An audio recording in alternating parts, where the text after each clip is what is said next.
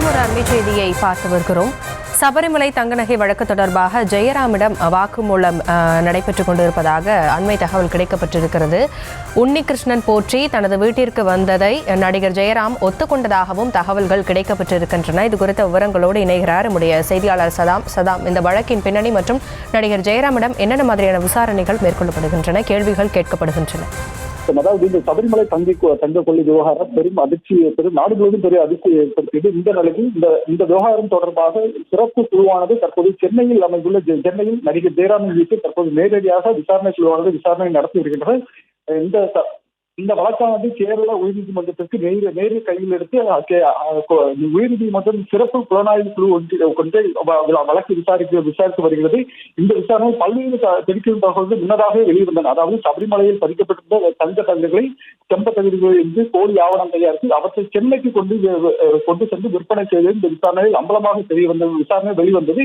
இது தொடர்பாக இந்த உன்னிகிருஷ்ணன் போச்சு, அதே போல திருவாங்கூர் தேவசம் போர்டின் முன்னாள் 2 தலைவர்கள், முன்னாள் உறுப்பினர்கள், முன்னாள் உயரதிகாரிகள், சென்னை அம்பத்தூர் ஸ்மார்ட் கிரியேஷன் நிறுவன தலைமை நிர்வாகி அதிகாரி பங்கஜ் பாண்ட்ரி, கர்நாடக மாநில நகை வியாபாரி கோவர்தன் என 10 பேர் இதுவரை கைது செய்யப்பட்டிருந்தனர். இந்த சம்பவத்தில் பத்மகுமார் என்பவரும் இந்த விசாரணையில் தற்போது வளையத்துக்கு வந்ததால் என்பதும் குறிப்பிடத்தக்கது. இதற்கிடையே இந்த தங்க அபகரிப்பு விவகாரத்தில் சட்டவிரோத பண பரிமாற்றம், அதாவது மேலும் கருப்பு பணத்தை வெள்ளையாக மாற்று நடவடிக்கை நடந்துள்ளதாகவும் இந்த விசாரணை குழுவில் முதல் தகவல் அறிக்கையாக கோர்ட்டில் இந்த சிறப்பு புலனாய்வு குழுவினர் தெரிவித்தனர். இந்த நிலையில் இந்த விசாரணையானது நாளுக்கு நாள் அதிக அளவில் சென்று கொண்டிருக்கிறது.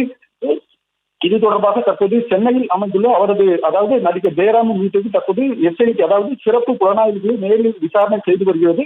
இந்த விசாரணையின் போது வீட்டிற்கு பலமுறை உன்னிகிருஷ்ணன் போற்றி வந்து சென்றதாகவும், துவாராக பாலகர் சிலை தனது வீட்டிற்கு கொண்டு வரப்பட்டு பூஜை செய்ததாகவும், ஆனால் உன்னிகிருஷ்ணன் போற்றியும் எவ்வித பண பரிமாற்றம் இல்லை எனவும் தெரியவந்தது. மேலும் கடந்த 40 வருடங்களாக ஒவ்வொரு வருடமும் சபரிமலைக்கு அதாவது ஜெயராம் அங்கு உன்னிகிருஷ்ணன் போற்றியை சந்தித்ததாகவும் தற்போது அவர் வாக்குமூலத்தில் தெரிவித்துள்ளார்.